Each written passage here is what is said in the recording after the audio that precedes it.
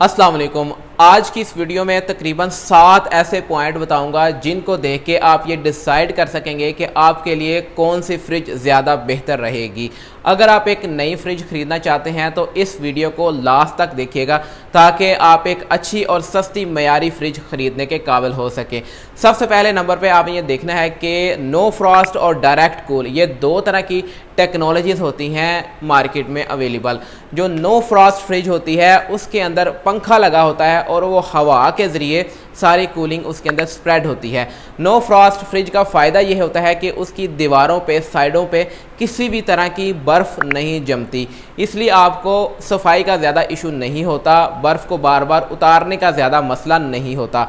मगर no frost fridge का जो सबसे बड़ा मसला होता है वो ये है कि उसके अंदर आप ज़्यादा टाइम के लिए कूलिंग को मेंटेन करके नहीं रख सकते। अगर आपके इलाके में ज़्यादा देर तक लोड शेडिंग होती है तो आप उसके अंदर ज़्यादा देर तक कूलिंग वहाँ पे आपकी स्टोर नहीं हो सकती। इसके मुकाबले में जो डायरेक्ट कूल फ्रिज होती है उसकी कूलिंग दीवारों से अंदर की तरफ आती है और दीवारों पे बर्फ़ जमने का भी मसला रहता है जिसको सफाई के दौरान बाद में आपको उतारना पड़ता है।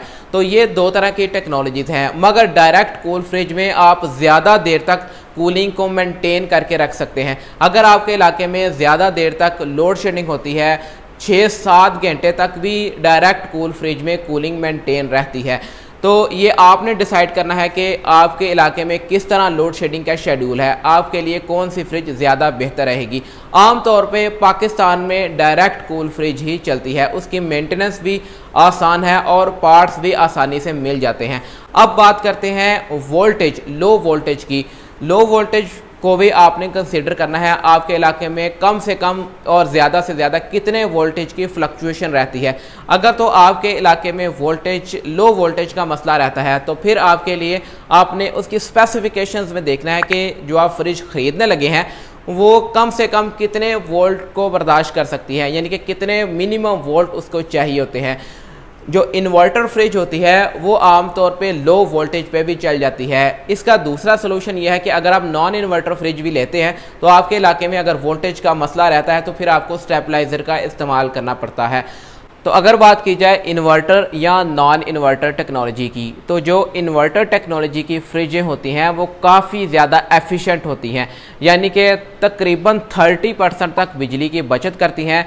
कूलिंग काफ़ी स्मूथ होती है। अगर आप मेडिसिन वगैरह स्टोर करना चाहते हैं तो फिर आपको चाहिए कि इन्वर्टर टेक्नोलॉजी की तरफ ही जाएं, क्योंकि उसमें काफ़ी ज़्यादा टेम्परेचर प्रिसाइज होता है, एग्जैक्ट टेम्परेचर वहाँ पे सेट किया जा सकता है। इसके साथ ही ऐसी फ्रिज की आवाज़ भी बहुत कम होती है।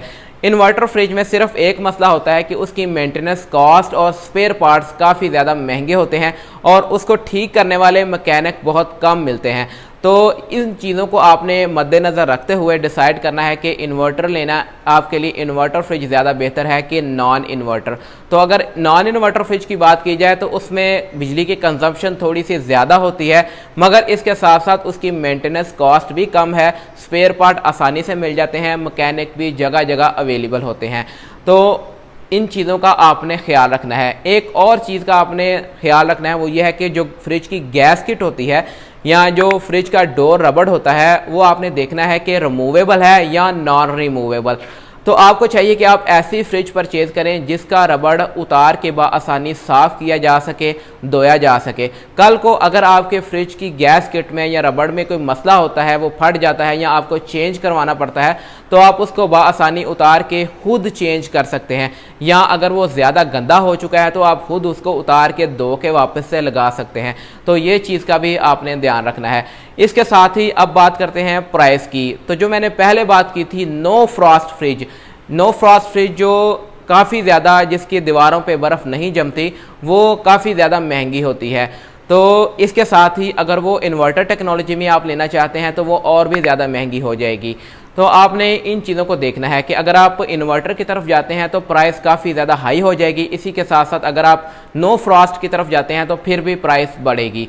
अब बात करते हैं साइज़ की। अगर तो आपकी फैमिली ज़्यादा बड़ी नहीं तो फिर आप मीडियम साइज़ की फ्रिज परचेज़ कर सकते हैं।